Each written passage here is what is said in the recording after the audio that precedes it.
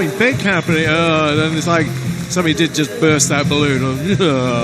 Wasn't quite as good as we hoped it might be. Anyway, this will be everything and more we hoped it will be. It never lets us down.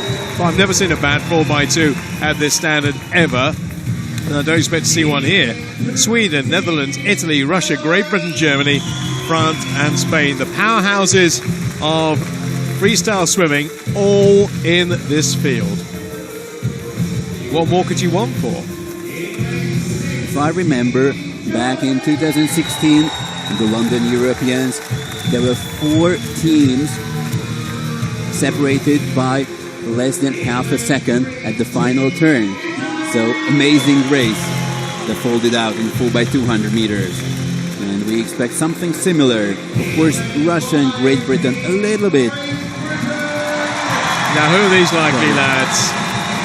Callum Jarvis and Duncan Scott and James Guy in there. And not to forget Tom Dean, who had a very, very good swim earlier on today.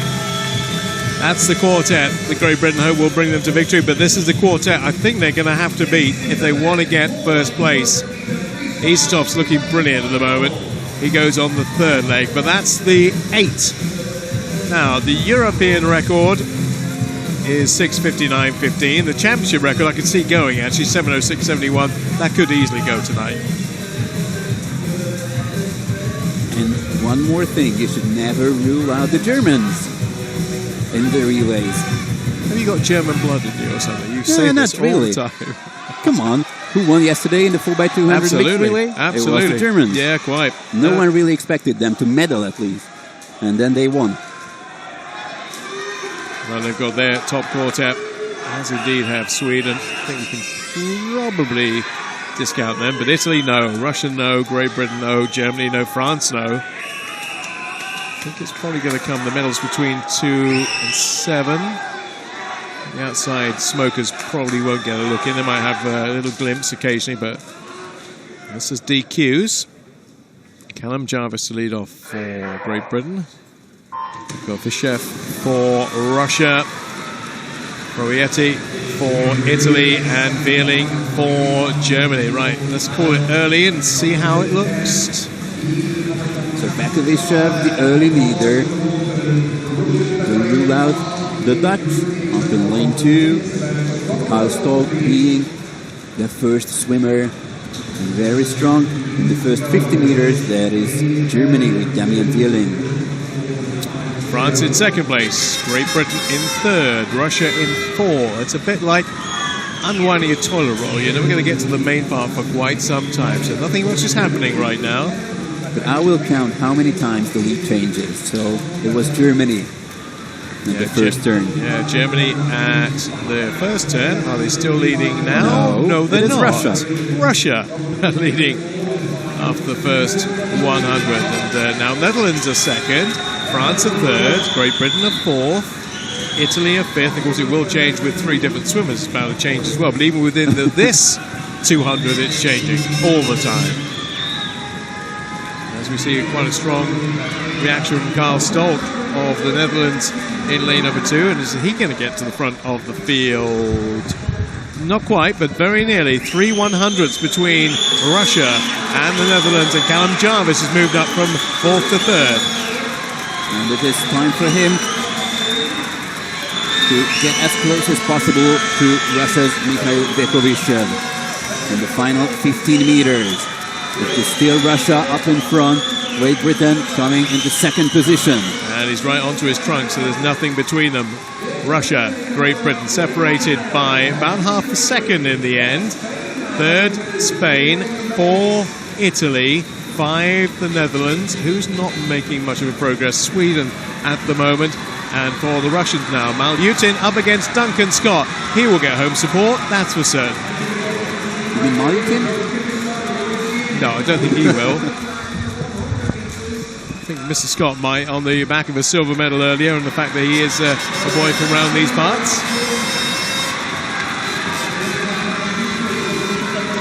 So it's still Russia ahead of Great Britain and Italy with Filippo Maggi. Those 3 pulling away from the pack. Yeah, end of this 100, and Duncan Scott with those red or maroon trunks is in third place. But look, there's nothing between them, is there? The top three separated by 0.35 of a second.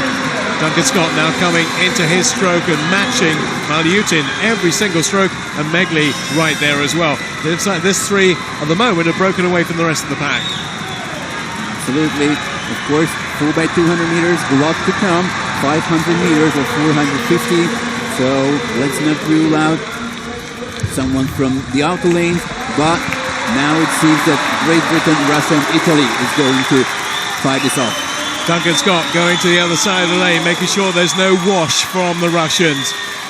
Making sure he's got plenty of clear water, and indeed he has. He's giving himself a bit of a chance. The Italians moving up into second place, Russia in third.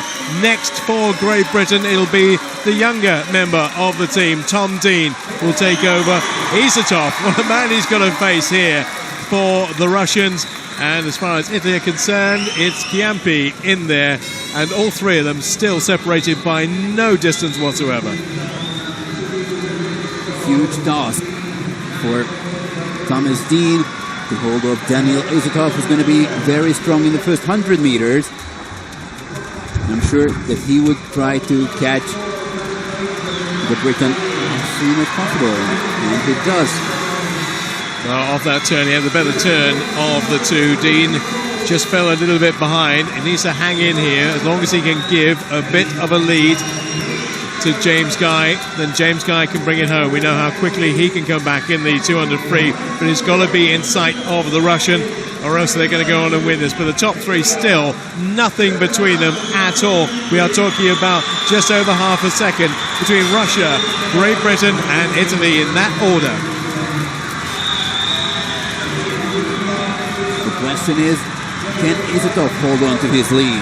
Because right now he's rather a 100-meter swimmer than a 200-meter swimmer. He used to be very good in the 200 meters. But look at that. Thomas Dean getting close to him. Turning first. By 15/100ths of a second and 13/100ths behind is Chiampi. This is a terrific swim by Tom Dean. I'm going to tell you, he's the rookie, if you like, on this team, but he doesn't look like a rookie here. He's taking on Isotov. Watch out for the flying Italian, though, in lane 3. Chiampi is coming through. But can the Great Britain team lead into the last leg? Yes, they can. And Tom Dean will hand over to James Guy. Is it clean? That's a big question. It is. All of them so far. No worries in that respect for Great Britain. So from here on, it is an easy job for James Guy to bring it home.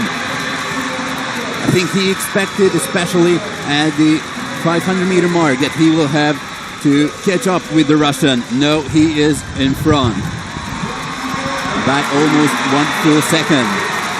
He loves these situations, and of course he relinquished his chance of getting a medal in the 200 butterfly to put all his eggs in this basket and to be part of a team that goes on to win gold. He hasn't claimed it yet, but look at the gap. This is the biggest gap we've seen in the race so far. And provided he doesn't blow up, he's got a body length and a half advantage now at the last 100 split, with Kovalchuk in second place, Zuin in third.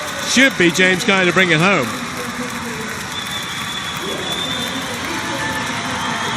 So the lead extending over the second 50 meters of these final leg in the 4x200.